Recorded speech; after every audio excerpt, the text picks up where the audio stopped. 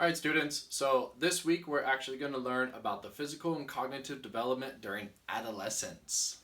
I'm sure you all remember your adolescence. It may have been not that long ago, or maybe it was a few years ago.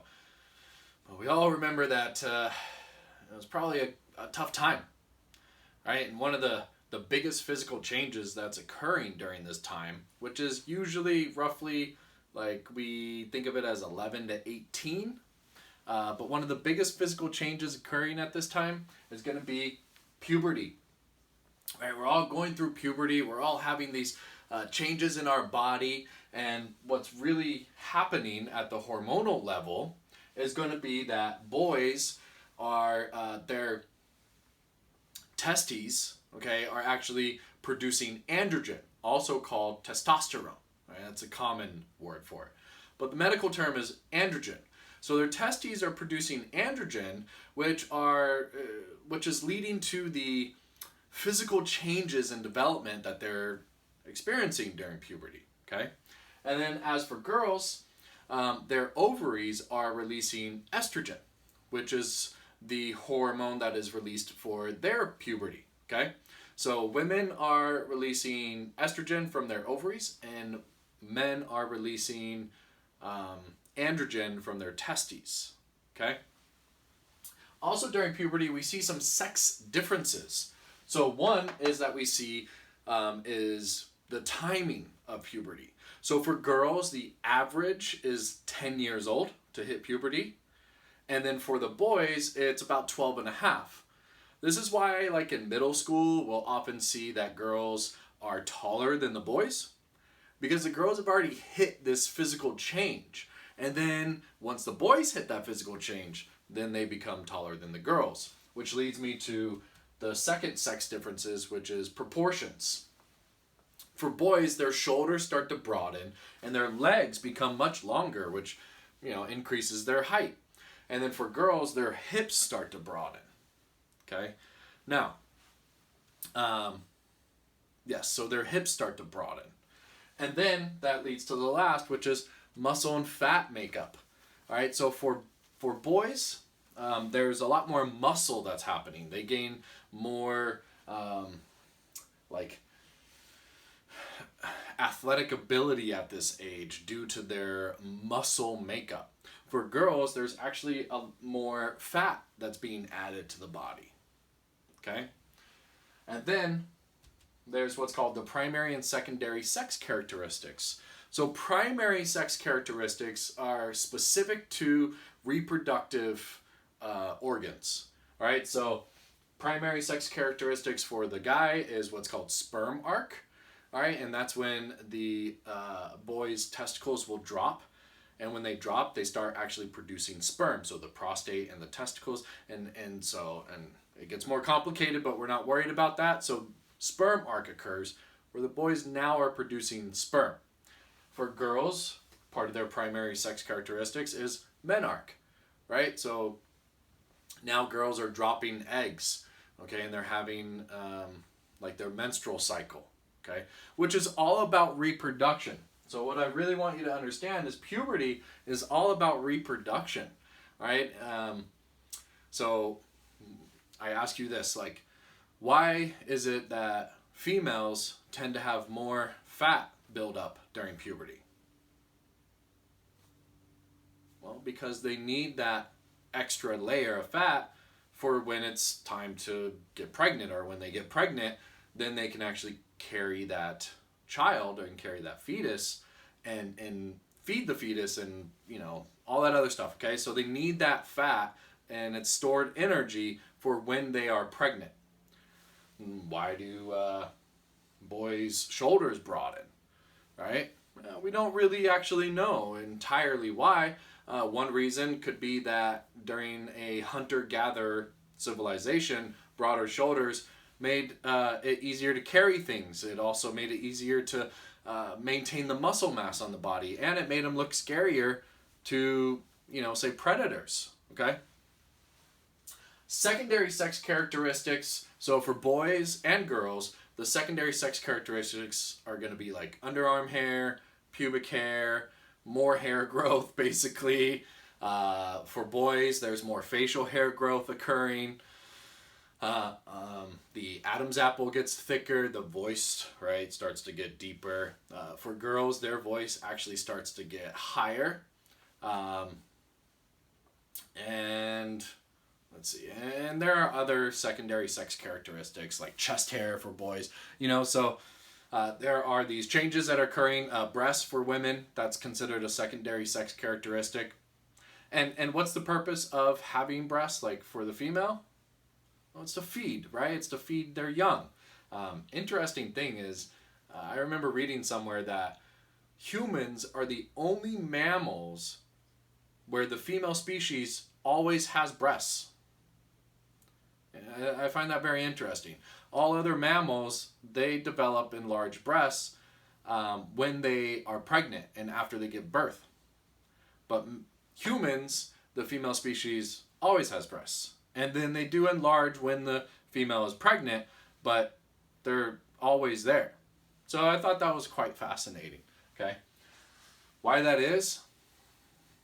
Attraction? Understanding differences? I don't know.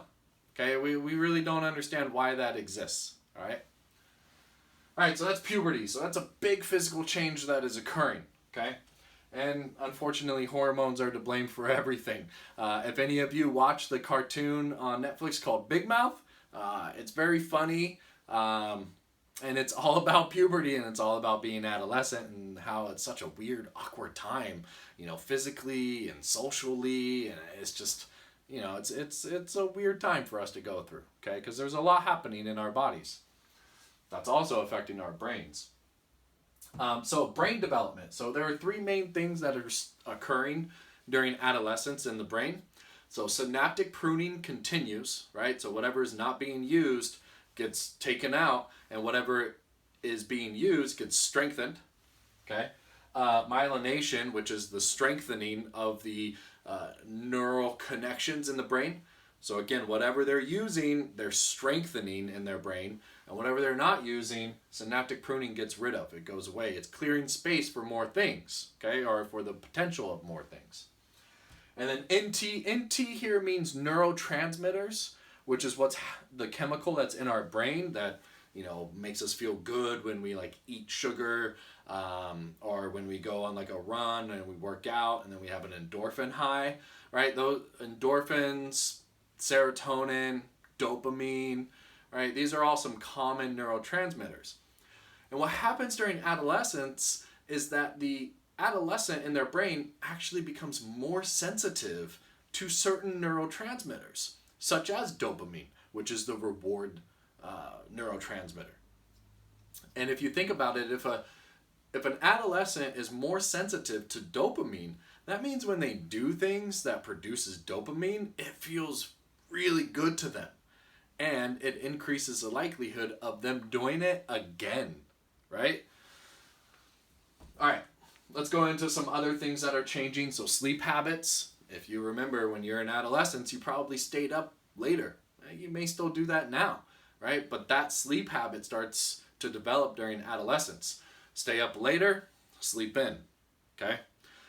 This change, unfortunately, reduces the amount of sleep that they're getting, especially when we think about the start times of high school and junior high, right? If the adolescent's staying up to 1 or 2 and then they got to get up at 6 a.m., that's lack of sleep.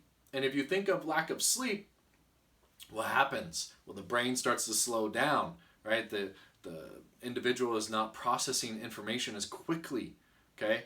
Moodiness, irritability starts to set in, which is another one here, right? Moodiness increases during adolescence. A lot more parent-teen conflict occurring, okay? So sleep habits change, moodiness develops, all right? And when we talk about identity, we'll talk about how that parent-child or parent-teen conflict is really just the teen trying to establish their identity, right? But there's this moodiness, right?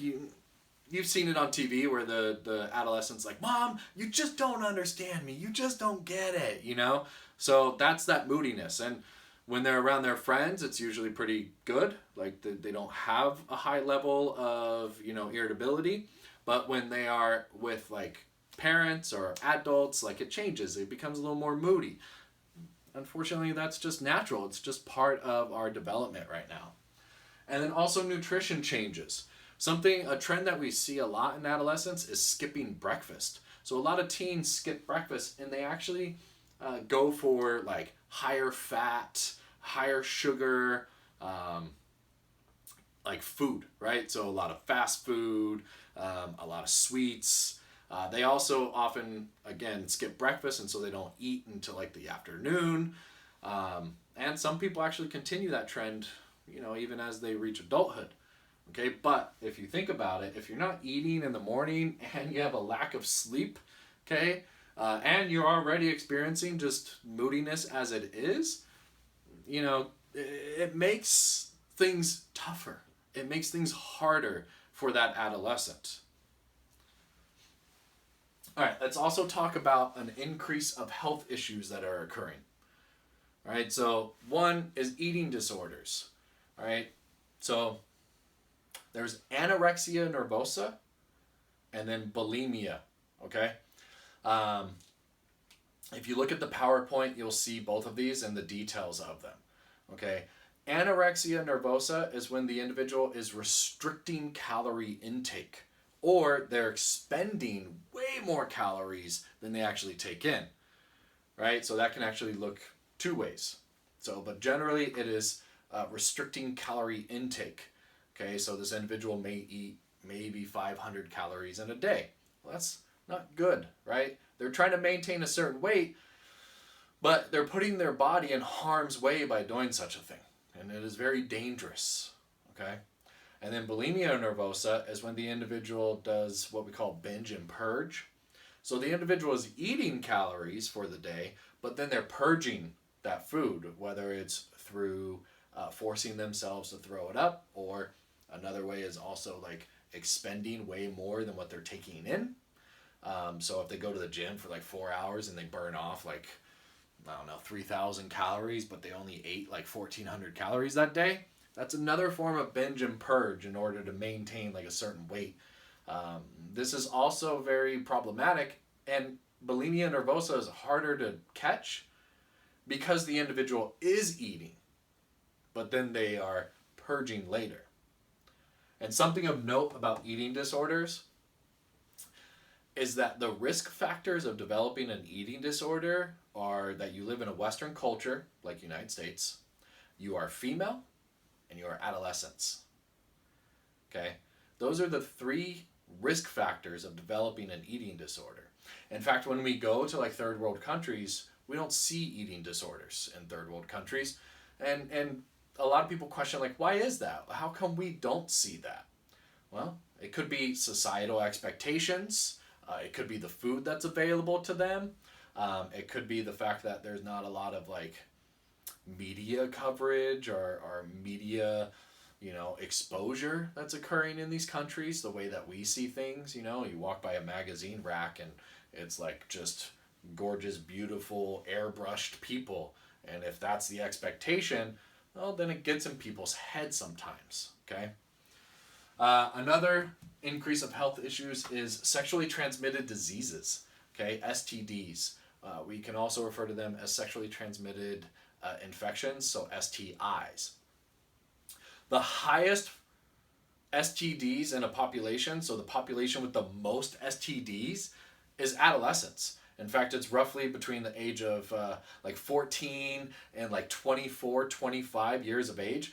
61% of the 22 million STDs diagnosed every year are in that population, 14 to 24, 14 to 25. Okay, so another statistic is 1 out of 5 to 6 adolescents, or 1 out of 5 to 6 teenagers have an STD. Now, there are curable STDs, and then there are not curable STDs, which are going to be viruses.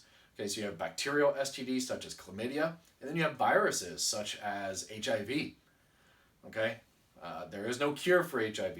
There is suppression medication that suppresses the virus, but it doesn't actually get rid of the virus. It doesn't go away. It's still there. It just suppresses it. If the individual stops taking that medication, it comes back. Okay? HPV, that's also a virus, which there's a vaccine for that that you can get. Okay, as long as you're within a certain age range, you can get that, boys or girls, right? Hepatitis B, hepatitis A, hepatitis C, chlamydia, gonorrhea, super gonorrhea.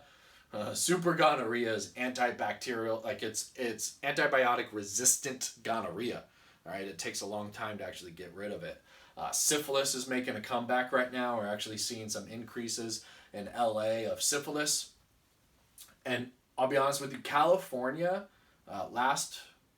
2019. In 2019, California was ranked as the #1 state for STDs. So just keep that in mind, that there's a lot of STDs out there. So protect yourself, okay? This isn't a human sexuality class, but still, it's good to note. All right, and then another thing occurring during adolescence is substance abuse. So during adolescence, often that's when people first partake of, say, cigarettes, so nicotine, alcohol, marijuana, and then potentially moving into other drugs, okay? Such as like ecstasy, heroin, which is a much harder drug, okay?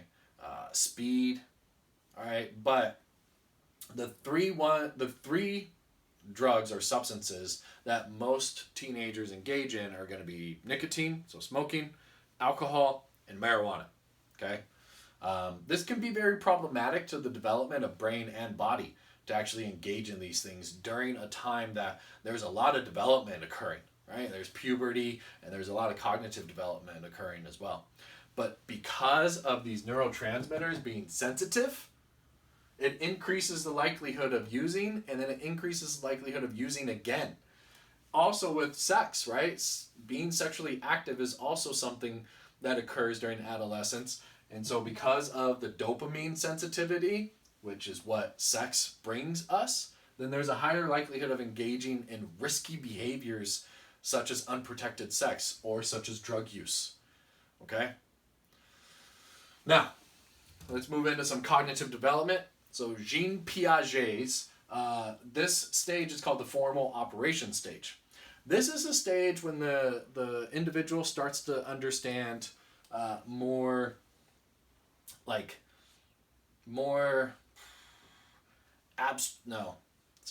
concrete terms, more abstract terms, okay?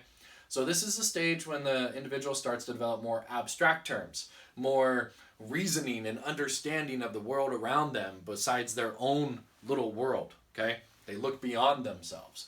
They start to question things like, why do I exist, and where did I come from, and what happens when I die, all right?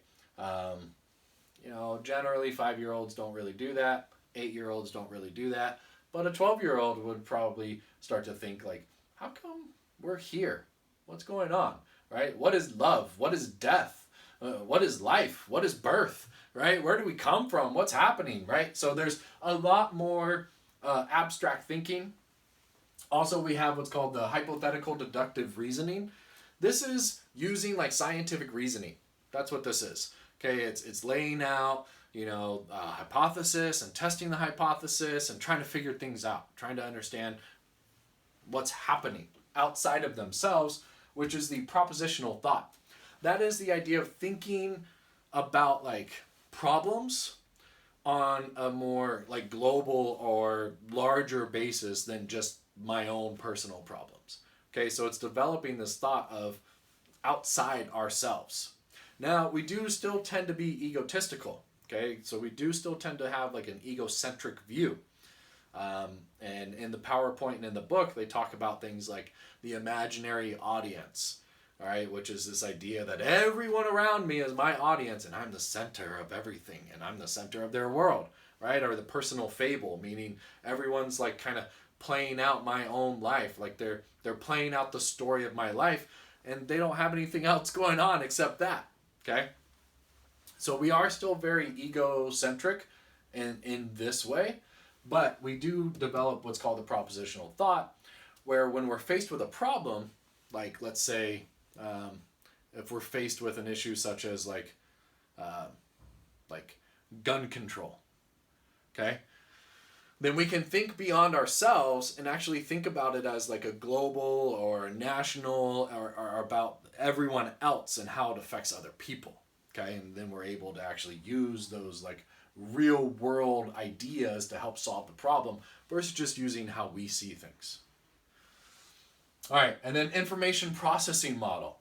Okay, this is also a cognitive development model, and if you remember, its premise is based on memory, right? So how we learn is by finding symbols or learning about symbols and then storing those symbols and then pulling those symbols out when we need them. Like that's how we learn cognitively. Okay, whereas like Piaget's view of learning was we learn by manipulating the world around us. When we're kids, we manipulate the world by touching and putting things in our mouth and looking and examining. And at this point, we're manipulating the world by creating hypotheses and testing them and trying to like reason and understand things. Okay? So, based on the information processing model that we are these computer-like machines that store symbols, we are developing other thought processes during this time as well. One being metacognition. Okay, metacognition is when an individual thinks about what they're thinking about. So if I'm thinking about death, and then I start to actually think beyond just death and start to think about death in a higher level, that's metacognition.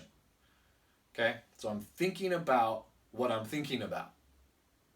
All right, and it really involves a lot of questioning, a lot of like, okay, but what is this and where is that and how come this is happening and what's this, and it's not just the flat idea of like, well, death is death, right? It's more like, yeah, but where do we go and what is death and what happens when we do die, and so we develop this metacognition of thinking about what we're thinking about.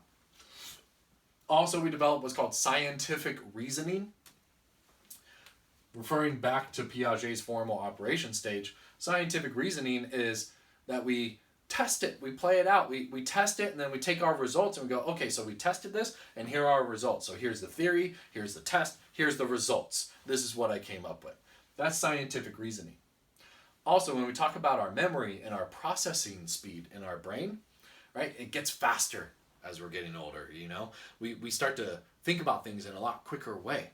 Okay, when we're a child, we take a little time to kind of process information, but as we've reached adolescence, we start to actually speed up our processing speed. Okay, and then our capacity increases. So if you remember the short-term working memory, which was the middle of that three-stage memory model, so in the short-term working memory, the magic number here of information we can hold at one time or think about at one time is going to be 7 plus or minus 2. So it's a range of like 5 to 9. So this is when we actually hit our capacity. So we can actually think about 9 things at one time. We can hold 9 things in our brain at one time. Versus when we were like 7, it was like 3. Okay? So now we've actually hit our capacity for how many things we can think about at one time.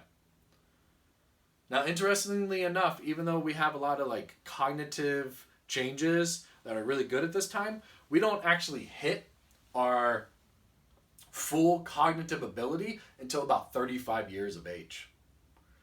Our brain is not fully actually developed, so the frontal cortex, all right, is not fully developed until the age of 25. And the frontal cortex, if you remember, is responsible for decision making. It's responsible for higher order thought. It's responsible for metacognition. Okay, it's responsible for a lot of the stuff that we do when we get older. Okay, multitasking, the capacity, all that stuff. It's the frontal cortex that's doing a lot of that stuff. All right, and that's not fully developed until we're 25 years of age, which is why we have these other issues occurring during adolescence. All right, so that's the physical and cognitive development of adolescence.